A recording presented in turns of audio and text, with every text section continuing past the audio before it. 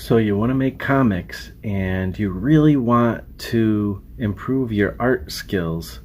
Well, how do you do that? Easy. Make a Level Up Sketchbook.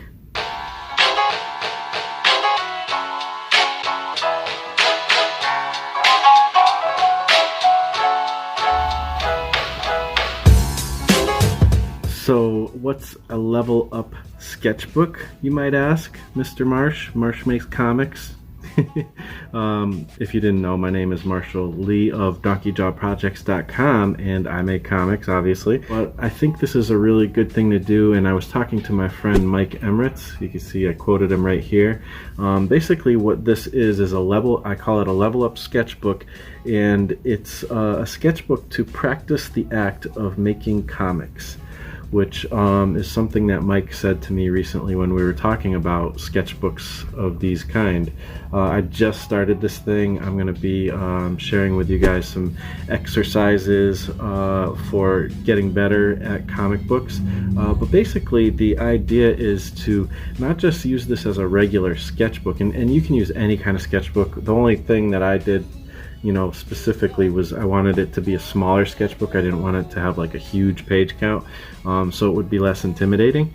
But you can use any old sketchbook. I got this one for like $6 at Michael's or whatever, so you can use any sketchbook, and you just want to dedicate this sketchbook to practicing the act of making comics.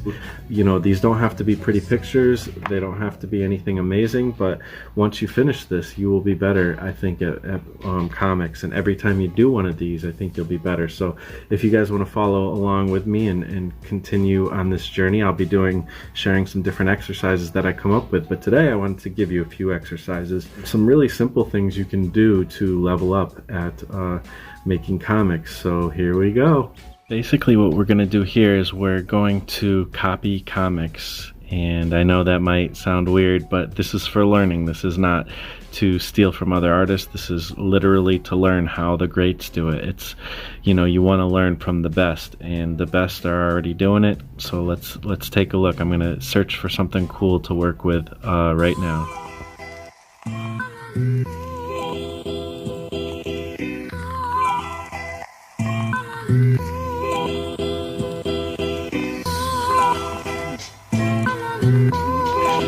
Alright, so you can see here I have found a panel that I think would be something I could learn from.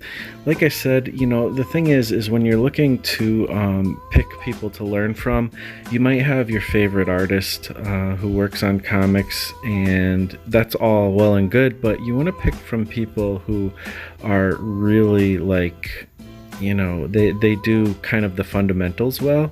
Some of my favorite artists are more stylized. There's a lot of people I really enjoy, but their fundamentals, maybe they're there, but they're not necessarily the greatest to learn from, because the way they make comics is so much involves style more than anything else, and it's just you can learn from style, but it's also good to try and learn the fundamentals of things. The better you are at the fundamentals, the better you will be at actually translating the style you want to translate. And say you work in a cartoony style, well, understanding what's going on underneath in the anatomy is actually going to help you to know where to put the few lines you have when you do a very cartoony, simplistic style.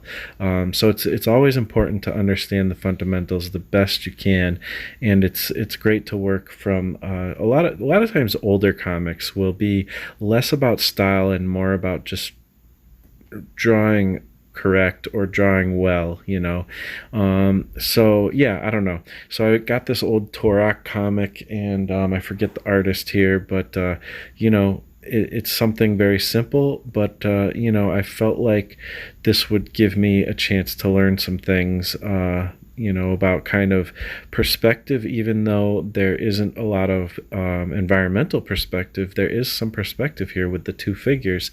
So I was able to learn that, and also some things with the form and just how you lay out a really interesting panel with movement and interest, and some other things like techniques that I don't see very often in comics anymore, I found in this, and I thought it was pretty interesting. And here you can see I'm writing things down, and basically what I'm doing is I'm noticing the different things in this panel that I'm learning from, and I'm just writing notes. You can, I think, learn better if you write it out. So I would say every time you finish an exercise, write a little bit about what you learned and try to figure things out and think more harder about this stuff.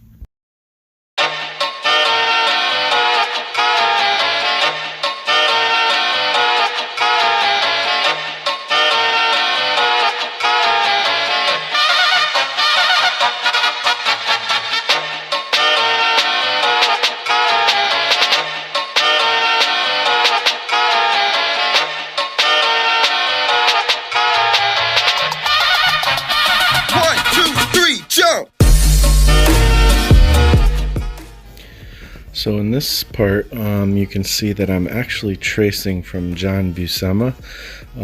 He's one of the most well-known artists of, I don't know exactly the times he worked. I know it was kind of probably from the 60s to the 80s was maybe when he was most well known. I don't know, I'm not 100% sure his exact timeline, but he's well known as just a really a masterful artist. He knew all the things, when it came to comics. He was kind of a design he was a designer first. He worked in like advertising. A lot of comic artists worked in advertising before they came to comics, back in the days especially.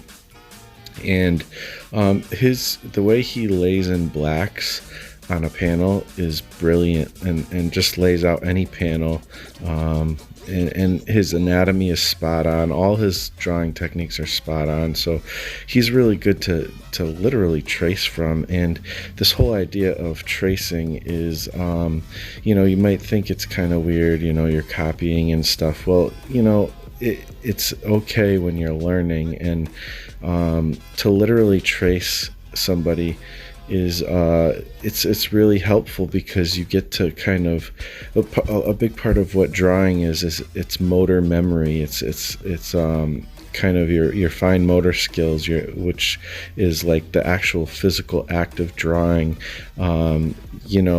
It's almost like when you copy the greats, you start to draw like them a little bit, in a way where you're starting to, put the fingers in the right place when you're drawing a hand, or you're putting, the anatomy in the right place, or you're learning how the proportion works and the perspective works and stuff like that. And once again, you can see me writing down some things that I learned from this. But yeah, I would definitely, again, just as practice and for learning's sake, I would definitely recommend literally copying, but you don't have to, and tracing, but you don't have to do it perfectly. You can just kind of learn what you need to learn.